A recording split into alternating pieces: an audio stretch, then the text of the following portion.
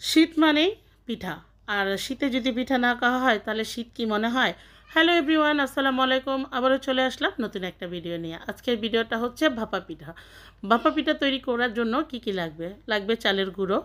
দেখেন, এটা মেশিনে ভাঙানো চালের গুঁড়ো, আপনারা ভিজিয়ে তারপর ভাঙিয়ে নিতে পারেন। আর এটা হচ্ছে নারকেলের গুঁড়ো আর খেজুরা গুড়।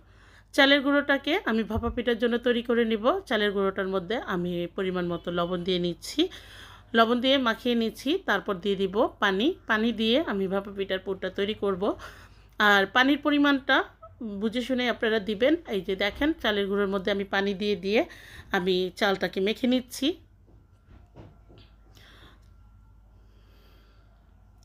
আমি নর্মাল পানি ব্যবহার করেছি, আপনারা নর্মাল পানি ব্যবহার করবেন। আর চালটাকে মুঠি করে দেখবেন যে ঝরঝরা হয়ে যায় কিনা।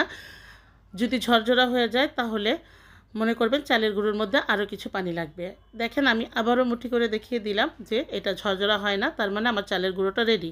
এখন আমি চালের গুঁড়োটাকে চালনির সাহায্যে চেলে নিব, কারণ ঝরঝরা চালটা হলে ভাপা পিঠাটা খেতে ভীষণ মজা লাগে। দেখেন, আমি চালনির সাহায্যে চেলে নিয়েছি। এখন আমি একটু স্বাদ বাড়ানোর জন্য ভাপা পিঠার মধ্যে আমি একটু দুধের গুঁড়ো ব্যবহার করে নিচ্ছি। আমি দুধের গুঁড়ো দিয়ে খুব ভালো করে মিক্স করে নিব। এখন চলে যাব ভাপা পিঠা তৈরি করতে। আমি এই ভাপা পিঠা তৈরি করার জন্য এই পাতিলটা নিয়েছি বাজার থেকে। আপনারা চাইলে বাজার থেকে নিয়ে নিতে পারেন। আর আগের দিনে দেখতাম মা নানিরা বাটির মধ্যে দিয়ে ভাপা পিঠা তৈরি করত। আপনারা চাইলে বাটির মধ্যে দিয়েও ভাপা পিঠা তৈরি করতে পারেন। এখন আমি গুড় দিয়ে নিলাম। দেখেন, আর গুড়টা একটু বেশি দিয়েছি, কারণ আমার বাসার সবাই একটু মিষ্টি বেশি খায়, আমার হাজব্যান্ড একটু মিষ্টিটা বেশি খায়। তারপর দিয়ে দিয়েছি নারিকেলের গুঁড়ো। এখন তার উপরে আবার আমি একটু চালের গুঁড়ো দিয়ে মুখটা বন্ধ করে নিয়েছি। এখন পিঠাটা যাতে ভেঙে না যায় এই জন্য আমি একটা সাদা কাপড় দিয়ে পাতিলটাকে মুড়িয়ে নিলাম।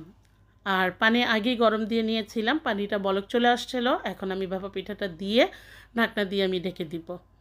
দেখেন, ঢাকনা দিয়ে আমি ঢেকে দিলাম। এখন আমার ভাপা পিঠাটা রেডি। আমি ঢাকনাটা তুলে দেখিয়ে দিলাম। এভাবে চাপ দিলে দেখবেন পিঠাটা যদি ভেঙে না যায় তাহলে পিঠাটা পুরো রেডি হয়ে গেছে। এখন এটাকে আমি পরিবেশন করে দেখিয়ে দিচ্ছি। দেখেন, ভাপা পিঠাটা রেডি হয়ে গেছে।